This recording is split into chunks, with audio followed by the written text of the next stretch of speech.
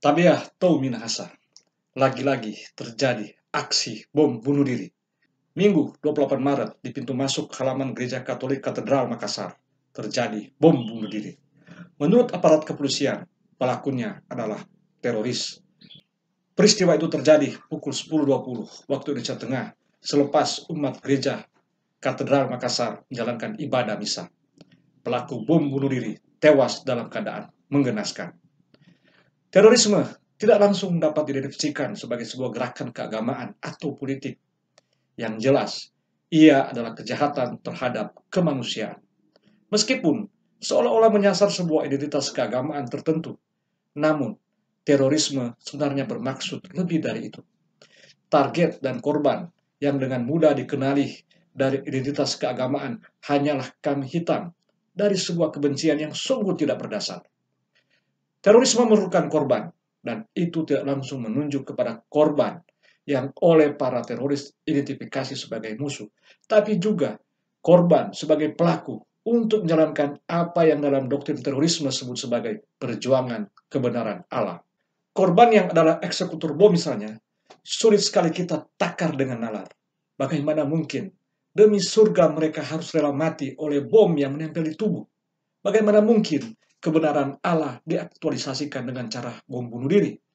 Tapi dalam skenario politik terorisme yang lebih besar, ini seolah menjadi metode yang logis. Para pelaku yang adalah korban itu juga menjalankan yang sebenarnya bukan skenario mereka dalam sebuah kesadaran palsu setelah kewarasan mereka dirusak oleh indoktrinasi yang dalam. Para pelaku oleh sebuah indoktrinasi dibuat untuk tidak lagi dapat membedakan mana hidup bahagia di dunia dan mana hidup mengerikan dengan cara bom bunuh diri demi surga yang diimpikan di sana. Malah, doktrin-doktrin yang ditanamkan di kepala bahwa kehidupan di dunia sungguh mengerikan karena dipenuhi dengan kekotoran yang menurut tafsir sepihak katanya itu bertentangan dengan kitab suci.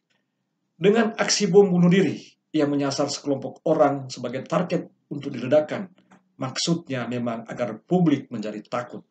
Maka terjadilah kekacauan. Bentuk kejahatan ini sebelumnya tidak bernama. Nanti setelah diumumkan ke publik bahwa aksi-aksi nekat dan kejam yang targetnya tidak langsung kepada yang disasar dan pelakunya mati bersama bom yang menempel di tubuh adalah terorisme. Maka hiduplah kekuatan destruktif itu. Sebuah kekuatan yang aksi-aksinya bukan tindakan kriminal biasa.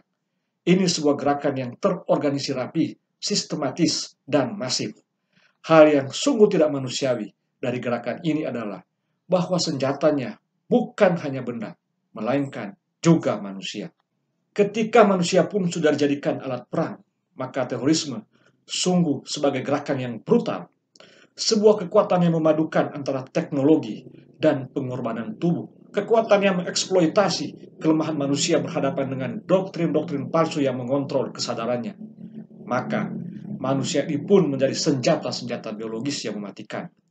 Amerika, negara adik kuasa yang memiliki peralatan perang canggih, sekalipun kalah berhadapan dengan bom-bom hidup itu.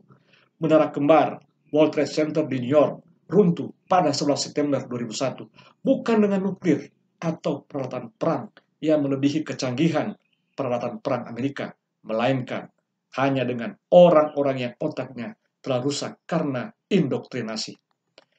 Terorisme menghancurkan dikotomi-dikotomi yang pernah dibuat. Dengan doktrin dan aksi-aksi yang brutal, maka dikotomi surga neraka, modern tradisional, suci kotor, beradab tidak beradab, menjadi relatif. Sebab ketika bom diledakkan dan memakan korban, meskipun alasan mereka itu sebagai perjuangan di jalan suci untuk menuju ke surga, tapi fakta mengerikan yang sungguh brutal tersebut langsung membantah doktrin itu sendiri. Cara-cara tidak beradab ini pun terjadi di era modern, era di mana peradaban mestinya telah sampai pada penghargaan yang tinggi terhadap kemanusiaan dan kehidupan bersama. Terlebih bahwa terorisme sedang menghancurkan peradaban yang berusaha dibangun dengan nilai-nilai luhur. Terorisme memang bermaksud menghancurkan kewarasan masyarakat. Dengan ledakan bom dan korban yang berjatuhan, maka segera timbul reaksi di mana-mana. Ini wajar pada batas-batas tertentu. Tapi jika kekacauan ini dibalas dengan kekacauan yang membabi buta pula, maka aksi teror sudah mencapai tujuannya.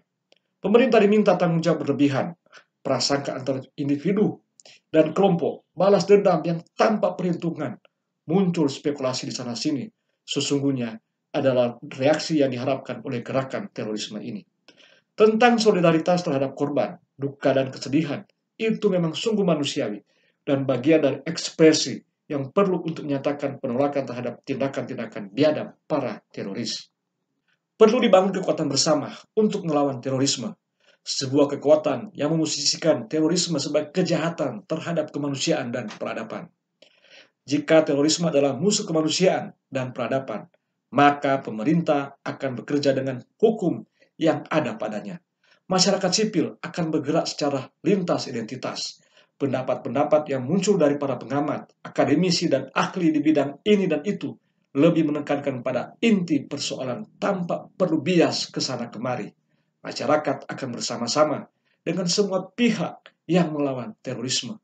Dan hal yang penting juga bahwa terorisme sebagai ideologi perlu dilawan dengan pemikiran-pemikiran yang cerdas, yang mengutamakan kepentingan hidup bersama.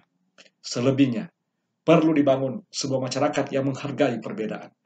Masyarakat yang seperti ini tidak boleh memberi ruang terhadap ajaran, paham, dan aksi-aksi yang meski secara tidak langsung, namun mendukung atau membuka kesempatan bertumbuh dan berkembangnya paham terorisme.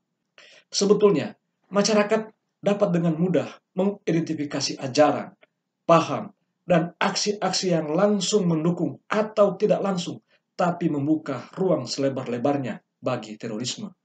Wacana anti ini dan itu dengan mengeksploitasi simbol agama atau ras, politik yang mengeksploitasi identitas eksklusif, gerakan massa besar yang bertujuan untuk tegaknya identitas kelompok, serta kampanye-kampanye yang tidak berbicara kepentingan publik tapi hanya menyangkut simbol dan identitas kelompok sendiri, itu semua adalah gejala kerawanan dan tanda awas untuk kehidupan bersama yang damai dan adil. Demikian saya, Denny Pinontoan.